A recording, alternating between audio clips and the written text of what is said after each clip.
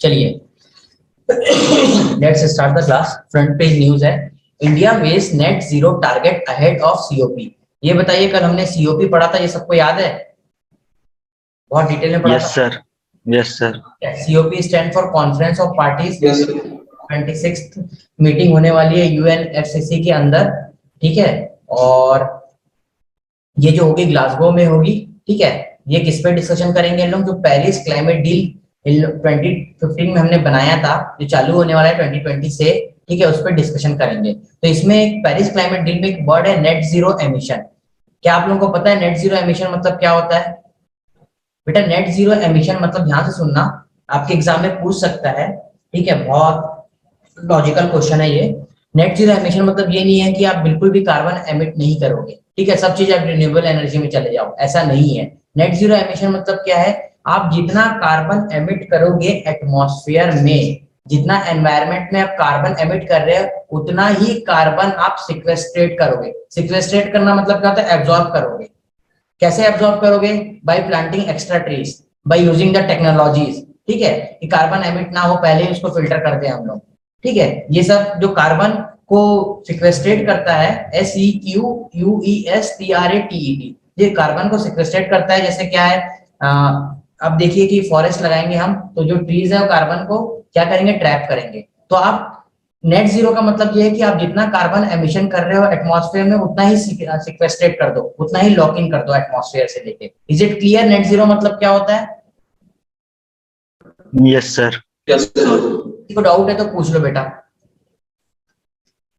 जो मैं वर्ड बोला हूँ वो वर्ड समझ नहीं आया है, या तो फिर जो भी समझ नहीं है, net zero emission. Net zero emission मतलब ये नहीं है कि आप बिल्कुल भी टोटल रिन्यूएबल एनर्जी में शिफ्ट कर जाओ, ऐसा नहीं है। आप जितना भी कार्बन एमिट कर रहे हो, वो कार्बन को वापस ट्रैप कर दो आप, ठीक है। कैसे ट्रैप करो? दो तरीका है ना। एक तो तरीका है कि आप फॉरेस्ट यूज कर लो, ठीक है, एक्स्ट्रा प्लांटेशन कर लो ट्रीज के, ठीक है, या तो टेक्नोलॉजी को यूज करो ताकि कार्बन को आप एमिट ना करो, और कर रहे हो तो उसको ट्रैप कर सको, ठीक है। कुछ मॉडर्न टेक्नोलॉजी यूज करो। चलिए, तो रिसेंटली अभी ये क्या बोल रहे हैं? Net zero. नेट जीरो का बेटा यहाँ पे देखिए जो फोटो दिख रही है, ठीक है, ये प्लीज यहाँ पे नेट जीरो का डेफिनेशन पढ़िए, और समझ आएगा तो मुझे बताइए, और जिसको समझ नहीं आ रहा है वो भी बताइएगा, ठीक है। Is it visible to everybody? Yes sir. Yes sir एक बार पढ़िए बेटा, और पढ़ के मुझे बताइए समझ आया कि नहीं आया। यस सर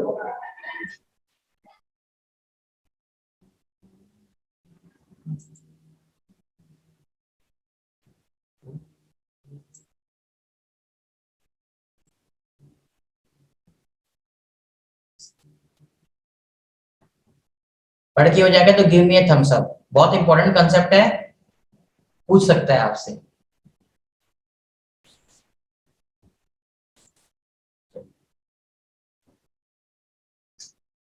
देखिए, पेरिस में हमने क्या क्लाइमेट डील की थी? पेरिस में हमने ये बोला था कि प्री इंडस्ट्रियल लेवल से 1.5 डिग्री हमको सेंटीग्रेड पे रोकना है कार्बन अर्थ को वार्म अप होने से, ठीक है। इसके लिए हमने बहुत सारे क्या है, बहुत सारी चीजें बाउंडेशन या बहुत सारे रेस्ट्रिक्शंस इस पे लगाए हैं, हम लगाए हैं ये सारी चीजें डेवलप्ड और डेवलपिंग कंट्रीज में। तो इंडिया क्या बोल रही है? इंडिया ये बोल रही है कि ये जो आप नेट जीरो की बात कर रहे हो, ये वेग होगा। क्यों वेग होगा? क्योंकि इसके पहले भी हमने कई क्लाइमेट डील किए, लेकिन जो कंट्रीज है, डेवलप्ड कंट्रीज, वो फॉलो नहीं करती हैं, तो इसका भी कोई श्योरिटी नहीं है। तो do one thing, please first two paragraph read करिए आप लोग, ठीक है। It's quite important. जो भी समझ नहीं आएगा जस्ट पिंग मी या चैट बॉक्स में पूछिए उससे, ठीक है।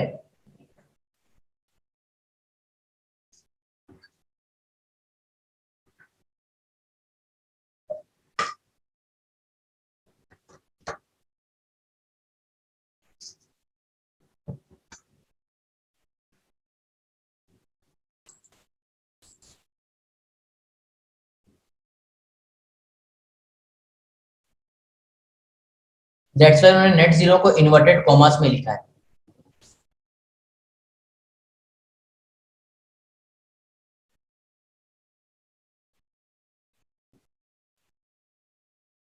देखिए यहाँ पे 100 बिलियन डेवलपिंग कंट्रीज लिखा है for mitigating the impact of climate change, facilitating technology transfer and put in place a tangible market based mechanism to activate the moribund carbon credit markets. ये समझ आया बेटा, ये वाला पैराग्राफ? प्लीज बताइए। अरे थोड़ा पार्टिसिपेट कर लो।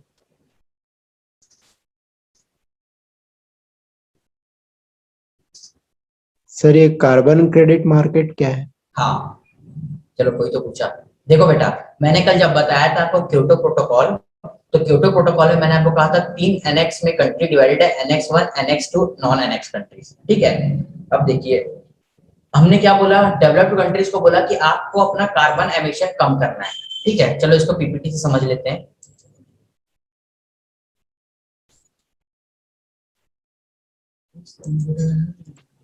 सर कोई सर ये कंट्री अपने मतलब कार्बन हिस्से का क्रेडिट मार्केट क्या होता है?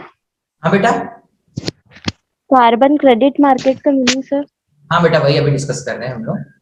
सर हाँ बेटा, सर कोई कंट्री अपना कार्बन जो है वो किसी कंट्री को क्रेडिट कर सकता है, ऐसा कुछ है क्या?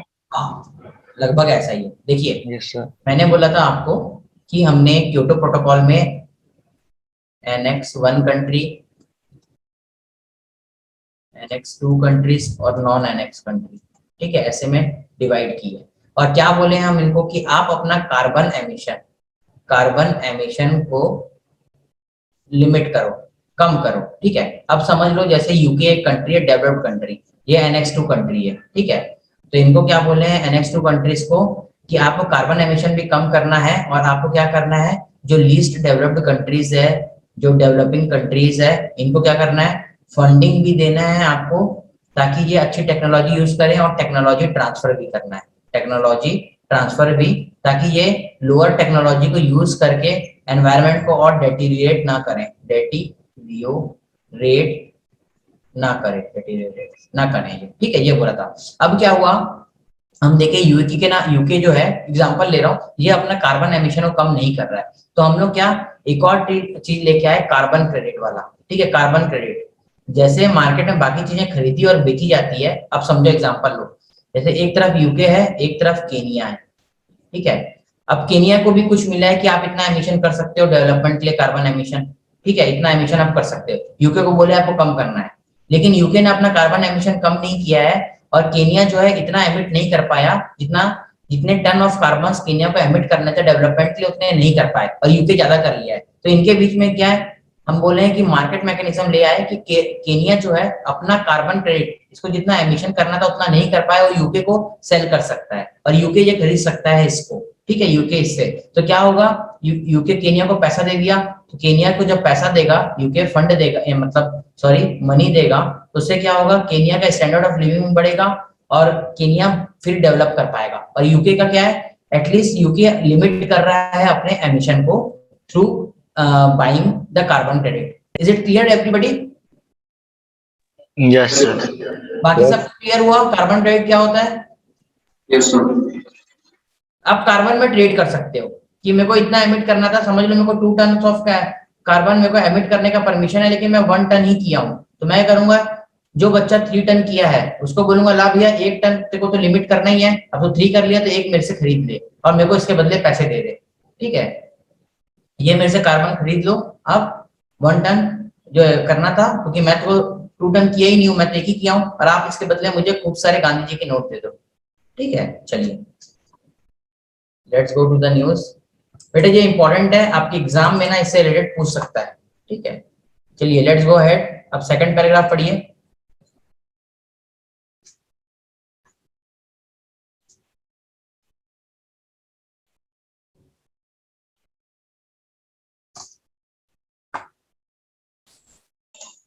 सर इसलिए इंडिया बोल रहा था क्या कि हमें $100 मिलियन दो पहले? हाँ, इंडिया यही बोल रहा था कि जब हमने वहां पे डिसाइड किया है कि आप फंडिंग भी दोगे, है ना, और आप क्या करोगे, टेक्नोलॉजी भी दोगे, फंडिंग भी देना है आपको, टेक्नोलॉजी ट्रांसफर भी करना है, तो ना आप फंडिंग करते हो ना आप टेक्नोलॉजी ट्रांसफर करते हो, तो कैसे क्लाइमेट चेंज को हम टैकल करें? और ये एनफोर्सेबल नहीं है। ठीक है, एनफोर्सेबल नहीं है, जैसे कि जो थे वो क्या नाम था उनका, अरे अमेरिका के पिछले प्रेसिडेंट डोनाल्ड ट्रम्प। हाँ डोनाल्ड ट्रम्प, उन्होंने टीटी से वापस कर लिया अपने आप, हम कुछ कर पाए? कोई कुछ नहीं कर पाया। ठीक है, बोले कि हम नहीं फॉलो करेंगे इसको। ठीक है, ये चीज है। तो जो बच्चे बैंकिंग की तैयारी कर रहे हैं, अगर वो बोल दिए रिन्यूएबल एनर्जी तो ये पूछ सकता है इंटरव्यू में डेफिनेटली, ठीक है, कि नेट जीरो एमिशन क्या है। नेट जीरो का मतलब क्या होता है, इंडिया किस बात के पैसे मांग रही है, ठीक है। हमने क्योटो प्रोटोकॉल में ये डील किया annex 1 annex 2 non annex countries, ठीक है। सेकंड पैराग्राफ पढ़ के हो जाएगा तो please give me a thumbs up. और मॉरिबंड मतलब क्या होता है, मॉरिबंड कार्बन क्रेडिट मतलब क्रेडिट मार्केट। देखिए last line, to activate the moribund carbon credit market, इसका मतलब क्या है? तो पापा जल्दी बताओ बेटा, मॉरिबंड कार्बन क्रेडिट मार्केट मतलब क्या है कि जब हम क्योटो प्रोटोकॉल में बोले थे कि कार्बन को खरीद सकते हैं बेच सकते हैं, लेकिन ऐसा कुछ खरीदा बेचा नहीं गया, तो मॉरिबंड मतलब वो लगभग मर चुका है ऐसा वाला चीज, ठीक है। तो इसको फिर से एक्टिवेट करो इस कार्बन क्रेडिट मार्केट को। समझ आई अब बात? Yes sir. Yes sir.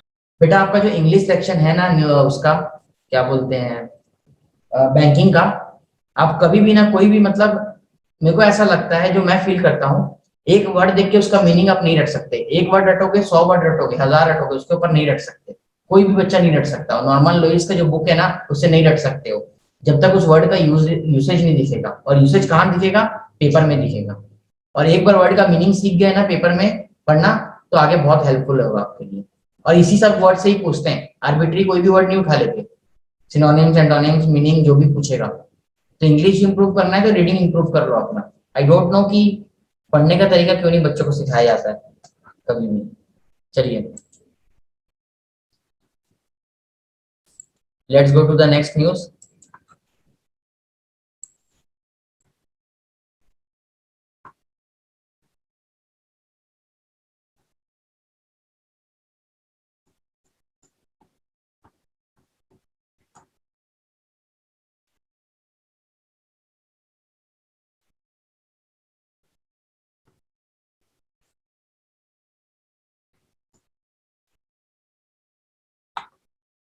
अच्छा, कल हम लोग बोल रहे थे कि financial action task force discuss करना है, उसको डिस्कस कर लेते बेटा, वो बहुत इंपॉर्टेंट है।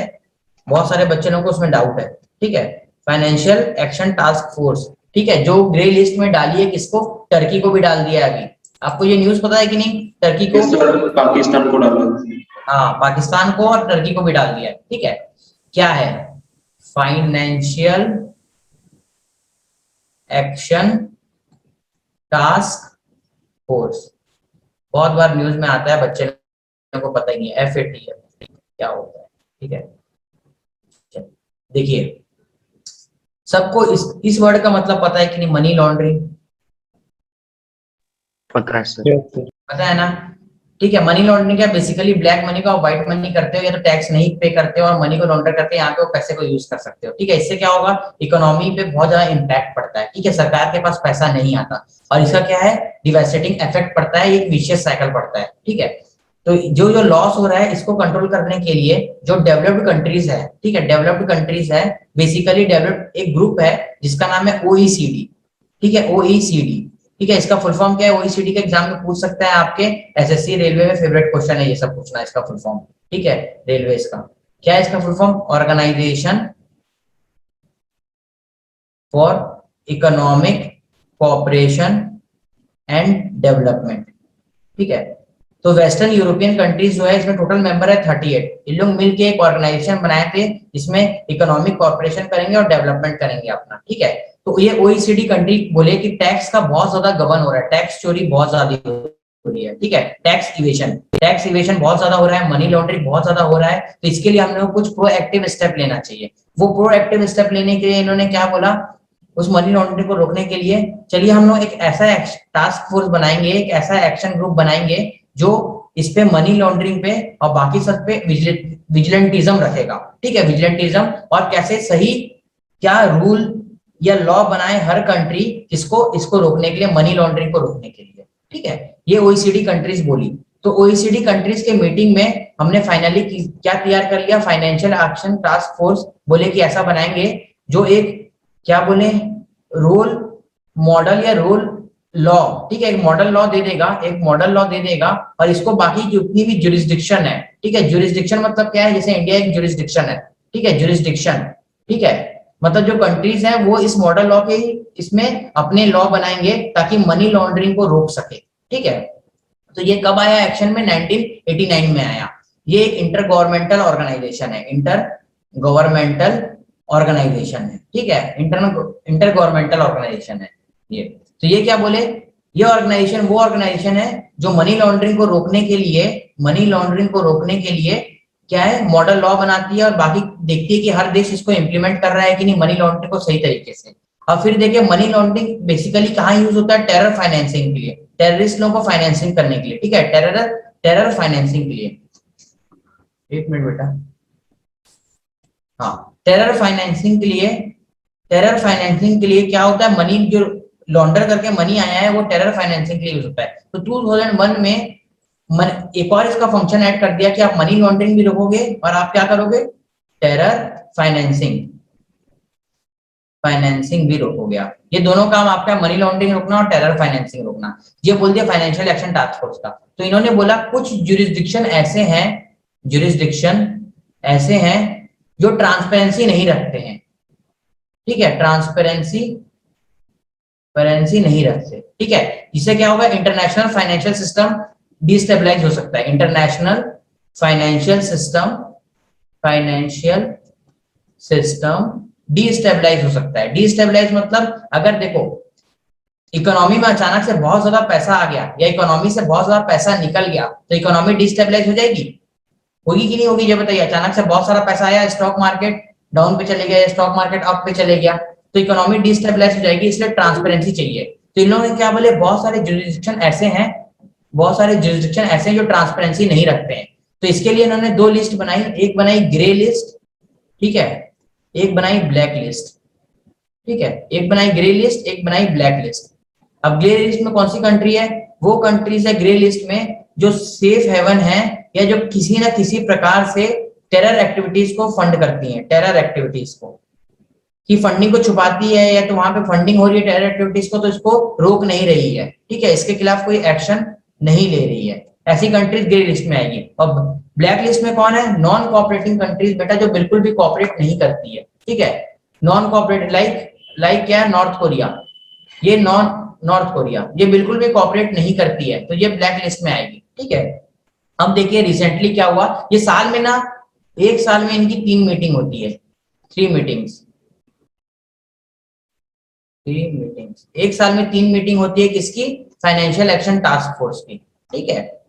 इसका हेडक्वार्टर कहाँ है बेटा, इसका हेडक्वार्टर है पेरिस में, याद रखना इसका हेडक्वार्टर है पेरिस में, डू रिमेंबर, जहां ओईसीडी का हेडक्वार्टर है, ठीक है, ओईसीडी में 38 मेंबर्स हैं, तो इसका हेडक्वार्टर पेरिस में। तो अभी रिसेंटली क्या हुआ, टर्की को भी हमने ग्रे, मतलब FATF ने ग्रे लिस्ट में डाल दिया है। क्यों डाला है, क्योंकि अफगानिस्तान में जो तालिबान रूल्ड है, कहीं ना कहीं ऐसा एप्रीहेंशन लगाया जा रहा है कि टर्की कहीं ना कहीं से उन लोगों को फंडिंग में कुछ सपोर्ट कर रहा है, इसलिए क्या टर्की को भी किसमें डाल दिया गया है, ग्रे लिस्ट में। अब इसका इम्पैक्ट क्या होता है, ग्रे लिस्ट में डालने से जैसे IMF से लोन है वो मिलने में प्रॉब्लम होगी, और जो भी इकोनॉमिक डील होगा वो सब मिलने में प्रॉब्लम होगा अगर आप ग्रे लिस्ट में आ गए हो तो, ठीक है। और पाकिस्तान ग्रे लिस्ट में कैसे, इंडिया बहुत ज्यादा प्रेशराइज, मतलब बहुत सारे एविडेंस देता है कि पाकिस्तान में जो टेरर, जो मनी लॉन्ड्रिंग होती है, जो फेक करेंसी आती है, उससे क्या होता है, टेरर फाइनेंसिंग होता है। कहाँ के लिए, जम्मू एंड कश्मीर में जो इंसर्जेंट लोग हैं, आर्म्स इंसर्जेंट लोग जो हैं, इसको टेरर फाइनेंसिंग कौन करता है, पाकिस्तान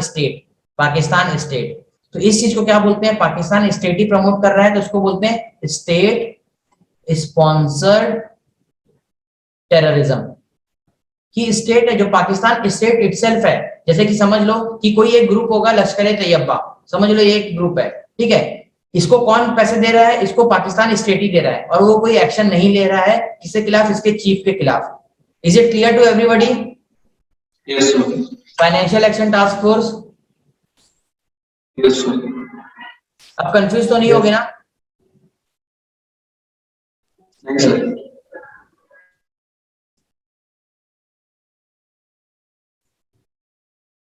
देखिए ये अमूर फैल्कन है, ठीक है, ये एक माइग्रेटरी बर्ड है जो सेंट्रल एशियन कंट्रीज से कहां तक जाता है, अफ्रीका तक जाता है, ठीक है, बीच में कहां रुकता है, नॉर्थ ईस्ट में रुकता है अमूर फैल्कन, ये बहुत इंपॉर्टेंट है, ठीक है। मणिपुर में अभी है, तो मणिपुर में बोल रहे हैं अमूर फैल्कन को हंट ना करो, ठीक है। इसके बारे में प्लीज IUCN में आप देखिएगा, IUCN मैंने कल बताया है, उसकी एक रेड डाटा लिस्ट आती है, उसमें अमूर फैल्कन का क्या स्टेटस है। ठीक है, कई बार इस पे क्वेश्चन आ जाता है कि अमूर फैल्कन क्या है, तो आपको बताना है एक माइग्रेटरी बर्ड है। ठीक है, चलिए। और देखिए इसमें Keibul Lamjao national park, is it visible to everybody? मैंने वाटर मार्क किया, प्लीज बताइए। यस सर दिख रहा है। ये बहुत इंपॉर्टेंट है।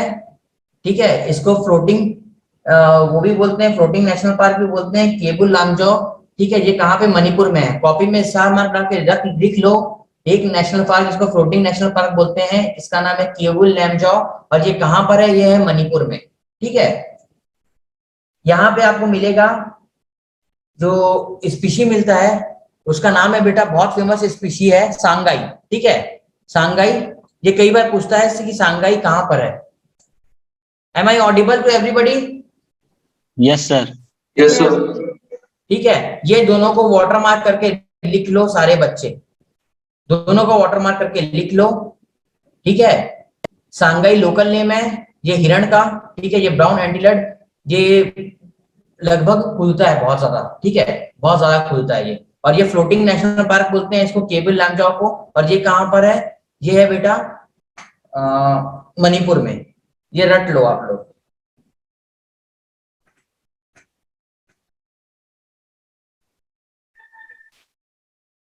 सर एक बार वापस बताओ ना, नोट कर लेता हूँ। देखिए, केबुल लामजाओ, ठीक है, नेशनल पार्क, ये कहाँ पर है? ये है मणिपुर में। इसको फ्लोटिंग नेशनल पार्क भी बोलते हैं। फ्लोटिंग मतलब जो पानी के ऊपर तैरता है ना, उसको, वो वाला फ्लोटिंग। ठीक है, क्योंकि ये सबमर्जेंस है। ठीक है, और इसकी जो स्पीशी बहुत फेमस है, ये किस स्पीशी के लिए? उसका नाम है ब्राउन एंटीलर डियर। और कभी ब्राउन एंटीलर डियर के नाम से नहीं पूछेगा क्वेश्चन, एग्जाम में पूछेगा सांगाई। सांगाई, सांगाई कहाँ मिलता है? तो आपको बताना है केबुल लामजाओ। जैसे ब्लैक नेक्ड क्रेन पूछेगा कि किस यूनियन टेरिटरी का इसको स्टेट बर्ड डिक्लेयर किया गया है, तो आपको बताना है ब्लैक नेक्ड करंट का, नेक करंट, ये क्रेन का लद्दाख में। ठीक है, लद्दाख ने डिक्लेयर किया इसको अपना स्टेट बर्ड। तो वैसे ही आपसे पूछेगा कि केबुल लामजाओ नेशनल पार्क कहाँ पर है, एक क्वेश्चन बनता है, आपको बताना है मणिपुर में। ठीक है, इसकी जो फ्लैगशिप स्पीशी कौन सी है, आपको बताना है, इसका जो है ब्राउन एंटीलेट डियर या सांगाई। ठीक है, चलिए। Yes sir. अच्छा ये बताइए, मनी लॉन्ड्रिंग के लिए, अगर मनी लॉन्ड्रिंग इंडिया में होती है, ठीक है, तो कौन सी एजेंसी उस पर इन्वेस्टिगेट करेगी? चलिए बताइए। तो enforcement directorate. Enforcement directorate, that's good. आप लोग अपने आप लॉग आउट हो जाते हो क्या? No sir. 2-3 बच्चे हो जा रहे हैं, उनका नेट सही नहीं है शायद। चलिए, थोड़ा NHRC के बारे में जान लेते हैं। मुझे ये बताइए, नेशनल ह्यूमन राइट कमीशन की जो इसमें जो मेंबर बनेंगे, ठीक है, वो मेंबर, हाँ बेटा, रिटायर्ड सुप्रीम कोर्ट जज। इनका एज लिमिट कितना होगा? 70। 70 ईयर्स। चलो दैट्स गुड। और स्टेट ह्यूमन राइट कमीशन का? उनका भी 70 होगा सर। उनका भी 70 होगा कि 65 होगा? नहीं 70 होगा। 70 होगा। उसमें भी रिटायर्ड जजेस होते हैं ना सर। हाँ, हाई कोर्ट रिटायर्ड जजेस होते हैं ना सर उसमें भी। तो हाई कोर्ट की रिटायरमेंट एज कितनी है? हाई कोर्ट की रिटायरमेंट एज कितनी है प्रसाद? सर 60 है शायद। कितनी? 65। 62 है बेटा। डू रिमेम्बर, हाई कोर्ट के जजेस की रिटायरमेंट एज है 62। ये पूछता है क्वेश्चन, कॉन्स्टिट्यूशन का one of the important question है कॉन्स्टिट्यूशन से। ठीक है, डोंट फॉरगेट दिस। कॉन्स्टिट्यूशन तो रट लो बेटा। Yes sir. कहीं पर भी इंटरव्यू में बोलोगे ना अकॉर्डिंग टू द कॉन्स्टिट्यूशन, या तो in the line of the on the lines of the preamble या समथिंग लाइक दैट, या लिखते हो कहीं पर, तो एक इंपैक्ट पड़ता है। अच्छे नंबर स्कोर करो। चलिए, द फेडिंग पैट्रियार्क, ये इसलिए दिया गया है कि कांग्रेस में अभी, चलिए छोड़िए, ये पॉलिटिकल न्यूज है, this is not important.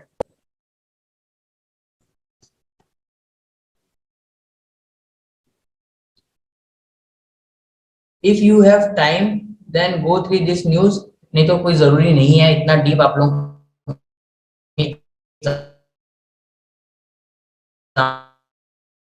Examination point of view से, ठीक है। आवाज अटक रही है सर। और बाद में इसे पढ़ लीजिएगा, मेरी आवाज अटक रही है, ठीक है। अभी क्लियर है सर। अभी तो इंस्टीट्यूट में बैठा हूँ बेटा, अब घर से अभी- नहीं क्लियर अभी है। क्लियर है सर। चलिए,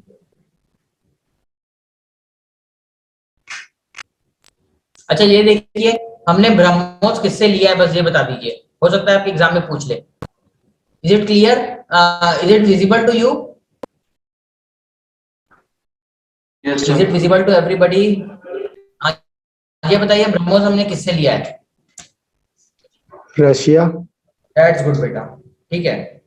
अब ये बताइए कि जो ब्रह्मोस है, ये क्या है, एयरक्राफ्ट कैरियर है कि मिसाइल है कि क्या है ब्रह्मोस? दोनों भी है सर। मिसाइल। हाँ बेटा, Child. सुपरसोनिक। क्या एयरक्राफ्ट कैरियर है? नो सर, मिसाइल है, सुपरसोनिक मिसाइल। दैट्स गुड, है ना। चलिए, Missile है सर। हाँ बेटा। अच्छा ये पता है कि नहीं आप लोगों को ब्रह्मोस नाम कैसे पड़ा है? हाँ, यस सर। कैसे पड़ा है बताइए तो। सर ब्रह्मपुत्र नदी और रशिया की मॉस्कोस नदी, इसके दोनों को मिला के बना है। अच्छा दैट्स गुड बेटा। कभी भी ऐसे पढ़ते हो ना, ये एक हाइपरसोनिक मिसाइल है, याद रखिएगा बस, ठीक है। आपको पता है कि नहीं हाइपरसोनिक क्या होता है? हाइपरसोनिक बोल के दिया। सर साउंड हाँ? के स्पीड से ज्यादा जिसका स्पीड हो। हाँ, चलो। अरे बहुत सारी जगह बच्चों को पता नहीं था हाइपरसोनिक क्या होता है, सुपरसोनिक, सबसोनिक। सर वापस एक चलो, बार यूएस ने बताइए। बहुत बड़ा स्टेटमेंट दिया है अभी इंटरनेशनल न्यूज में कि US will defend Taiwan against China. बेटा your voice is not audible. देखिए बहुत बड़ा स्टेटमेंट दिया है जो बाइडेन ने कि US will defend Taiwan against China. आपको पता है चाइना में जो है वन नेशन टू सिस्टम चल रहा है, ये पता है कि नहीं बेटा सब लोग, आप लोगों को जल्दी बताइए। Yes sir. चाइना में वन नेशन टू सिस्टम चल रहा है, ठीक है। जो मेनलैंड चाइना है उसको उसको क्या बोलते हैं? मेनलैंड चाइना को People's Republic of China, PRC, और जो ताइवान है उसको रिपब्लिक ऑफ चाइना बोलते हैं, ठीक है। ताइवान में कैपिटलिस्ट रूल है और मेनलैंड चाइना में कम्युनिस्ट रूल है, ठीक है। तो ताइवान अपने सिर्फ तीन चीज को छोड़ के, डिफेंस और याद नहीं आ रहे दो, इसको छोड़ के ना अपने खुद इकोनॉमी को चलाती है, खुद एस्टेब्लिश करती है, ठीक है। सारी चीजें जैसे इंडिया में आप देखिए यूनियन लिस्ट है, स्टेट लिस्ट है, वैसी ताइवान अपने डिफेंस और दो चीजें बेटा को याद नहीं आ रहा है, इसको छोड़ के बाकी सब में खुद डिसीजन लेते हैं इंडिपेंडेंटली, इसलिए ठीक है। तो याद रखिएगा चाइना और ताइवान के बीच में ये हमेशा चलते आता है। एडमिनिस्ट्रेटिव सेटअप पता है ना सबको, आगे चलें। Yes sir. US house hold, चलिए। अभी न्यूज आ रहा है there is a rift between Pakistan and Taliban, ये तो होना ही। 43 countries call on China at United Nation to respect Uighur rights. Please आपसे पूछेंगे उइघुर क्या है, आपको बताना है। कम्युनिटी है जो इस्लाम को फॉलो करती है और जो कौन से प्रोविंस में, जिंगजियांग प्रोविंस में। किसमें बेटा? जिंगजियांग प्रोविंस में। प्लीज एसएससी रेलवे में ये क्वेश्चन पूछ सकता है कि उइघुर कम्युनिटी कहां से बिलोंग करती है, चाइना नहीं पूछेगा। कौन से प्रोविंस से? जिंगजियांग प्रोविंस से। और जिंगजियांग प्रोविंस कहां पर है चाइना में, ये पता है ना सबको मैप में? अरे बाबा हाँ ना बोलो नो ना। सर। चलिए देख लेते, फिर नहीं पता आप लोगों को तो, है ना। इंडिया के ऊपर साइड है, तिब्बत के ऊपर, ठीक है। Okay sir. Let me show you, मैं दिखाता हूँ बेटा, एक मिनट। जिंगजियांग प्रोजेक्ट इंपॉर्टेंट है ना। क्या है सर योगी युग कमेटी? एक मिनट बेटा, देख लेते हैं सही, देख ही लीजिए आप लोग।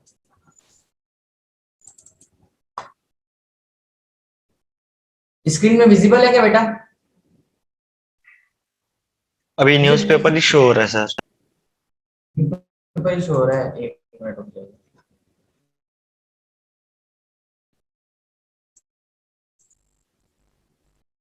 अभी दिख रहा है? तो सर नो सर। अब दिखा? Yes, sir. दिख रहा है सर। हाँ, ये जिंगजियांग रीजन है। यहाँ पे कई सालों से जो कम्युनिटी रहती है उसका नाम उइघुर। इन लोग प्रैक्टिस का एक ट्राइबल कम्युनिटी है। इन लोग प्रैक्टिस करने लगे हैं इस्लाम को अभी, ठीक है। तो चाइना कल्चरल रिवॉल्यूशन के नाम पे इस रीजन में बहुत सारी एट्रोसिटीज कर रहा है और रेस्ट ऑफ जितनी भी इस्लामिक कंट्रीज है वो चुप है, ठीक है।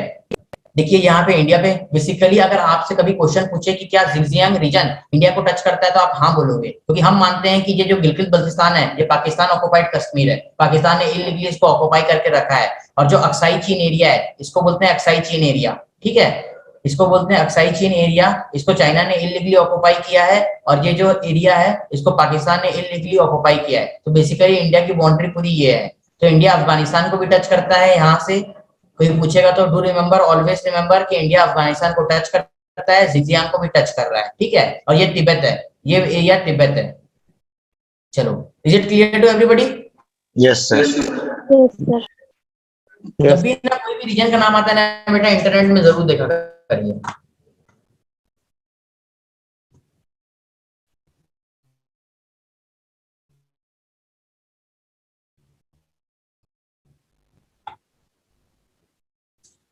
चलिए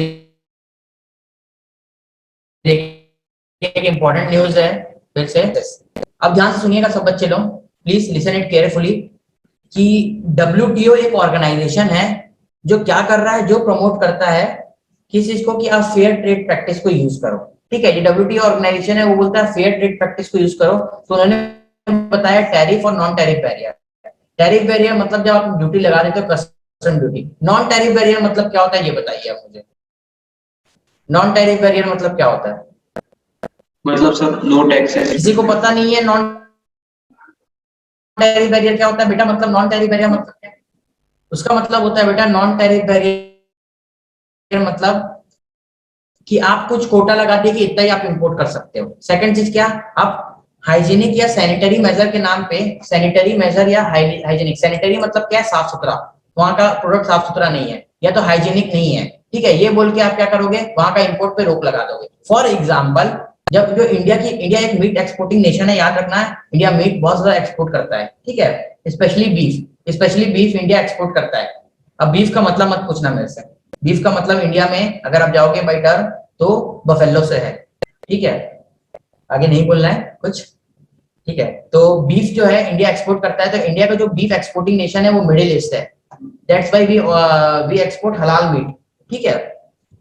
अब यही वेस्टर्न यूरोपियन कंट्रीज जो हैं वो हम पे हाइजीनिक इशू लगा देती है या तो फिर क्या सैनिटरी मेजर्स लगा देती है। क्यों? बोलती है कि इंडिया की जो बीफ है वो खाने के लिए अच्छा नहीं है, ठीक है। और इन लोग कहाँ से इंपोर्ट करते हैं? न्यूजीलैंड से इंपोर्ट कराते हैं अपने बीफ को। तो ये मैं एग्जांपल दिया, तो ये एक प्रकार का नॉन टैरिफ बैरियर है। तो ये क्या बोल रहे हैं इसमें पीयूष गोयल जी जो हमारे मिनिस्टर हैं, वो बोल रहे हैं India will act against unfair trade practices. और अनफेयर ट्रेड प्रैक्टिस में क्या है? Non tariff barrier. Tariff barrier तो आपको क्वांटिफाई कर सकते हो आप, ठीक है, कितना लगा रहे हैं, इतना लगा रहे हैं, लेकिन नॉन टैरिफ बैरियर क्या है? तो प्लीज इस न्यूज को पढ़ लीजिए आप लोग, बहुत सिंपल न्यूज है। सिर्फ आपकी इंग्लिश एनहेंस होगी इससे, रीडिंग कैपेबिलिटी पढ़ के हो जाएगा। तो गिव मी ए थम्स अप।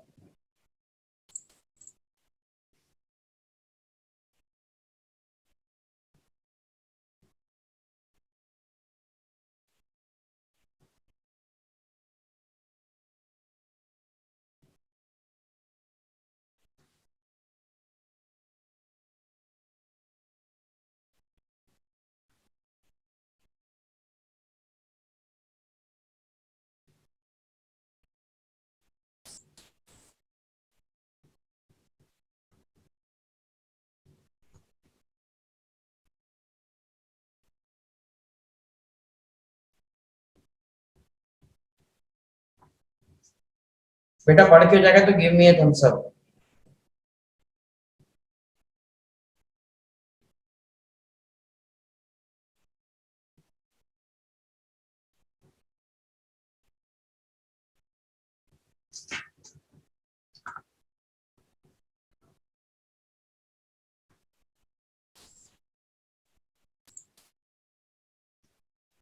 चलिए दैट्स ऑल फॉर टुडे, इतना ही पढ़ना था। किसी को कोई डाउट है? No, sir. हेडलाइन पढ़ लेते हैं। Can Kohli's Cavaliers repeat the crowning glory of Dhoni Daredevils. ये बताइए कैवेलियर्स क्या होता है? डेयर डेविल तो सबको पता होगा मेरे ख्याल से, ठीक है। सर नहीं पता डेयर डेविल्स भी। डेयर डेविल्स भी नहीं पता आपको? दिल्ली डेयर डेविल्स जाबाज। और कैवेलियर्स? अरे ये सर इतिहास सर। नहीं देखो, पुराने जमाने में जब हम लड़ने जाते थे ना राजा महाराजा लोग, तो अलग अलग आर्मी की यूनिट होती थी, उनकी आर्मी की एक घुड़सवारी करती थी, एक पैदल चलती थी, एक हाथी के ऊपर चल रही थी, तो एक कैवलरी होती थी, ठीक है। कैवलरी क्या होता है? कैवलरी वहीं से आया है कैवेलियर्स, ठीक है। जो सोल्जर एकदम तैयार है लड़ने के लिए तो उनको बोलते हैं कैवेलियर्स, ठीक है। चलिए, अरे ऐसा सब वर्ड मिलता है ना इंटरेस्टिंग वर्ड, तो पढ़ा करो इसको, एग्जाम में कई बार ऐसे वर्ड्स पूछ लेते हैं। और कुछ नहीं, कैवेलरी से निकली है ये वर्ड, जो कैवेलरी में है वो है कैवेलियर्स, ठीक है। चलिए, हिस्ट्री पढ़ोगे तो ये सब वर्ड बहुत कॉमन है। Okay, that's all for today बेटा, थैंक यू। सर एक डाउट सर है हाँ बेटा बोलो। सर, बैंकिंग अवेयरनेस के लिए कौन सा पेज का रीडिंग करना चाहिए सर? इकोनॉमी बेटा, इकोनॉमी अभी नहीं Economy। आया न्यूज का, और हो सके ना तो बैंकिंग अवेयरनेस के लिए आप बोझ नहीं है तो इंडियन एक्सप्रेस की इकोनॉमी का पेज पढ़ने की कोशिश करिए, इंडियन एक्सप्रेस, ठीक है। Yes, sir। ओके सर बेटा। उसका ना कोई सर- कोई कंटेंट है वो समझ में नहीं आता है सर। न्यूज़पेपर इंडियन एक्सप्रेस तो मैं फॉलो कर रही हूँ, बट उसका बहुत सारा कंटेंट नहीं समझ में आता है सर। जैसे हिंदू का वर्ड्स थोड़ा ऐसा इजी रहता है, आप इंडियन इकोनॉमी एक्सप्रेस अटेंड का किए वर्ड्स। क्लास? Yes sir. आप इकोनॉमी क्लास अटेंड किए बेटा? नहीं सर, वो तो नहीं क्यों। बेटा बिना इकोनॉमी पढ़े इकोनॉमिक्स की न्यूज कहाँ समझ आएगी? हाँ अच्छा सर, तो फिर इकोनॉमिक्स का बेसिस पढ़ना पड़ेगा सर पहले। हाँ, इकोनॉमिक्स का आपका देखो, करंट अफेयर्स क्या होता है? करंट अफेयर्स का मतलब जैसे रेपो रेट है, आपको रेपो रेट पता होगा तभी समझ आया कि रेपो रेट कम हुआ है ज्यादा हुआ है, उसका इम्पैक्ट क्या पड़ेगा। Yes sir. आपको WTO के बारे में पता होगा तो आपको समझ आएगा WTO बहुत सारे जो बैरियर एग्रीमेंट है वो साइन किया है, एक एग्रीकल्चर पे, ठीक है, एक इंटेलेक्चुअल प्रॉपर्टी पे, है ना, एक किया है गुड्स पे।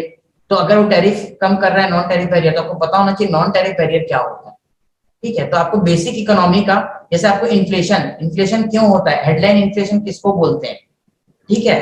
जो Yes, credit sir। Rating agency है, जो सेबी है, सेबी क्या काम करती है, यस शेयर सर। मार्केट कैसे चलता है, ठीक है। तो थोड़ा बेसिक पढ़ लो इकोनॉमी का बेटा, ठीक है, फिर न्यूज समझ आने लग जाएंगी। सर इकोनॉमिक्स का बेसिक बुक वगैरह से पढ़ना सही है सर कि ऑनलाइन कंटेंट से? ऑनलाइन बेटा फिर बाद में रिवीजन नहीं कर पाओगे। एक के शंकर गणेश करके बुक आती है, बहुत पतली बुक है, अभी मोटी होगी तो पता नहीं, उसको कौन आप सा पढ़ लो, सर? उससे आपका लगभग बेसिक अच्छा हो जाएगा, ठीक है। सर एक बार राइटर एक बार रिपीट के शंकर करेंगे। गणेश। के Shankar Ganesh. Okay, thank you sir. Okay बेटा। सर सर आप दो कमिटीज का नाम बताए थे ना, ह्यूमन राइट कमीशन जिसमें हाई कोर्ट के जज काम करते हैं, सेकंड कमिटी का क्या नाम था सर? बेटा मैं बोला था रिटायरमेंट एज बताया था मैं, उसके जो मेंबर्स हैं सुप्रीम कोर्ट के जज रहते हैं रिटायर्ड, ठीक है, नेशनल ह्यूमन राइट कमीशन में, और उनका एज वो कितना है, क्या बोलते हैं, रिटायरमेंट एज कितना है, ठीक है, ये डिस्कस किए थे हम लोग, ठीक है। ठीक है sir. State human rights commission पूछ रहे थे शायद। हाँ, state right human right commission का भी उनका बोला था कि स्टेट हाई कोर्ट का रिटायरमेंट एज 62 है ना, वो डिस्कस किए थे फिर हम। Okay, yes sir. कौन से पार्ट में मेंशन्ड है स्टेट ह्यूमन राइट कमीशन, ये सॉरी स्टेट हाई कोर्ट संविधान के किस पार्ट में मेंशन्ड है? पार्ट 6, याद रखना, पार्ट 6 में मेंशन्ड है। हाँ बेटा। सर इंडियन पॉलिटी में शेड्यूल्स का दिए हैं? शेड्यूल कहाँ दिया है? Yes sir. शेड्यूल सबसे आखिरी में दिया रहता है बेटा, सारे आर्टिकल के बाद बुक में, ठीक है। 12 शेड्यूल हैं, ओके सर। लीजिएगा, पूरे 12 शेड्यूल एग्जाम में पूछता है, मैच द फॉलोइंग में, आपके एग्जाम में तो पूछ ही लेगा, ठीक है। चलिए, यस सर। ओके बेटा, thank you. Thank you sir.